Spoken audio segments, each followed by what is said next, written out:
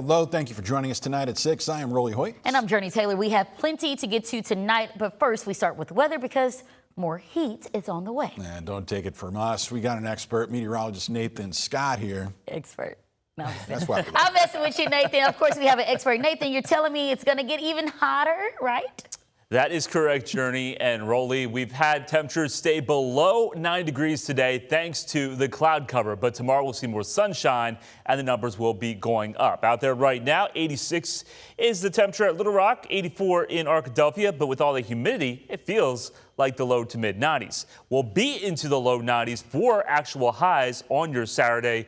The heat indices will be climbing up into the upper 90s to low 100s. Now, the good news is there's going to be a breeze out there from the southwest about 10 to 20 miles per hour, but those high temperatures will continue to climb as we go into next week. These clouds moving through right now, producing a few light showers. Won't amount to much of anything, but there could be a few damp areas in the yard and maybe a few raindrops on top of your vehicle. Watching out for a brand new severe thunderstorm watch has been issued for Oklahoma and also southwestern parts of Missouri and even Benton County in northwest Arkansas. This front will stay to the north of central Arkansas, but it will have the potential of producing strong, possibly severe thunderstorms along the northern 2 rows of counties. I'll get more into that and also talk about more on your weekend forecast and a look at 4th of July coming up.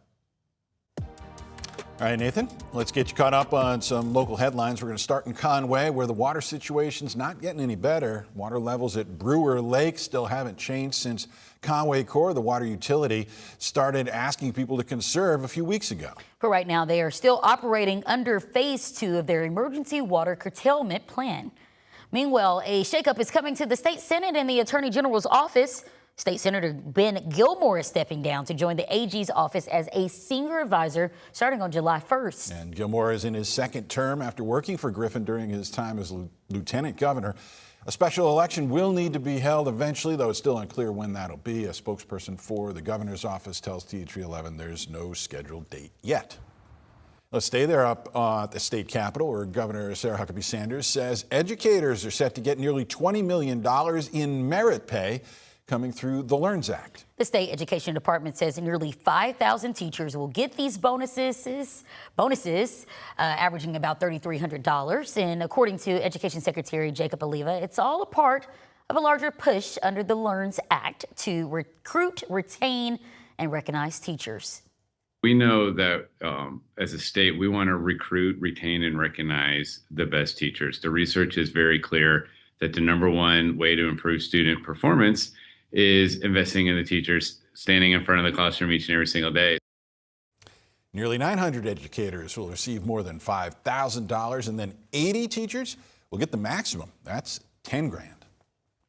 Well, over now to a developing story in Little Rock, where a woman says she's facing eviction despite paying her share of the rent. And now she tells THV11 she's fed up and frustrated because the government-funded housing assistance payments never reached her landlord. THV11's Maya Ellison looked into what's behind the delay and brings us the details. I've always been safe and secure and able to focus on my health, on my doctor's appointments. My home was never anything I felt like I had to worry about. That's been Maria Hoff's reality for nearly 40 years, until recently when she says an eviction notice changed everything. To be going through this, facing eviction, not for something that I did, there's no fault of my own because monies haven't been released to pay the rent for us. Hoff receives federal rental assistance through HUD's Continuum of Care program, which helps people experiencing homelessness obtain stable housing while receiving supportive services. Under the program, participants pay a required portion of their rent based on their income, while a housing assistance administrator pays the remaining rental subsidy to the landlord. Hoff says she has paid her portion every month, so she doesn't understand why she's now facing eviction. Who's responsible? Who needs to talk to? Who has the power to fix it? When are they going to fix it? Are they going to fix it, or are they just going to let us fall by the wayside? People's Trust President Arlo Washington says his organization was administering the rental assistance grants. They're reimbursable grants. Basically, People Trust would pay the rents, and then HUD would reimburse People Trust. But Washington says those reimbursements stopped earlier this year. Because of the administrative delays, we have voluntarily transferred the grants back to HUD local field office. Washington says he's still waiting for answers too. It's very, very difficult when you receive no communication. I mean, as an organization on the front lines to administer these programs. For Hoff, the questions remain, but her biggest concern isn't who's to blame. It's whether she'll still have a place to call home. They put me in jeopardy of losing everything. She's trying to survive one day to the next out there, and I don't want to be out there. In Little Rock, Maya Ellison, THV 11 News. Well, Hoff says she needs a solution by Wednesday. We reached out to HUD, the Little Rock Housing Authority, and the Arkansas Development Finance Authority to better understand who is responsible for the payments. We're still awaiting responses. Meanwhile, if you're on Medicaid, listen up, because a new work rule is about to kick in. A soft launch of the welfare to work requirement will begin on July 1st, with full implementation starting January 1st. Now, under it, most adults aged 19 to 64 must work, volunteer, or go to school at least 80 hours a month. According to the Department of Human Services, there will be no penalties in 2026, but noncompliance in 2027 could mean losing coverage. Tonight, a Pulaski County family holding a balloon release to remember a 17-year-old who died in a shooting near North Little Rock earlier this week. Happened at the Fairfax Crossing Apartments in McAllen Tuesday night. Pulaski County deputies arrested a 13-year-old suspect yesterday, and now Canyon Jones's family is making sure everyone remembers him, describing him as shy and sweet and saying he would do anything for the people he loved. It's shocking because it's him. Like, because if you knew Canyon and the kind of person he was, he wouldn't hurt a fly. He'll give you the shirt off his back. It's just unexpected. Now, his age and the age of the alleged shooter also devastating to community organizers like Walter Cochran of Arkansas Stop the Violence. I work with youth, but that's very disturbing when a 13-year-old, we get that angry where they'll kill another teenager. That's very hard.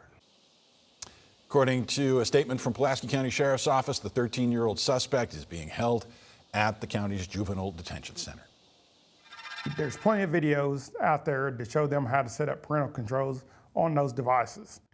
Well, a local civilian crime fighting group is calling out Pulaski County prosecutor Will Jones, saying their piles of evidence aren't going anywhere when it comes to getting alleged predators behind bars.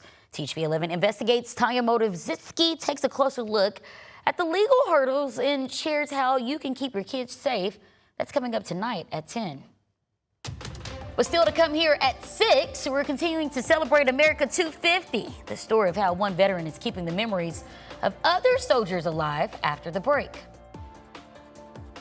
And the heat index may reach 100 for tomorrow afternoon, starting off the day with some clouds. Very slim chance there could be a stray shower. We'll see more sunshine as we go into the afternoon hours. Actual air temperatures low 90s. Those heat index values will get close to 105. I'll let you know when that could arrive coming up.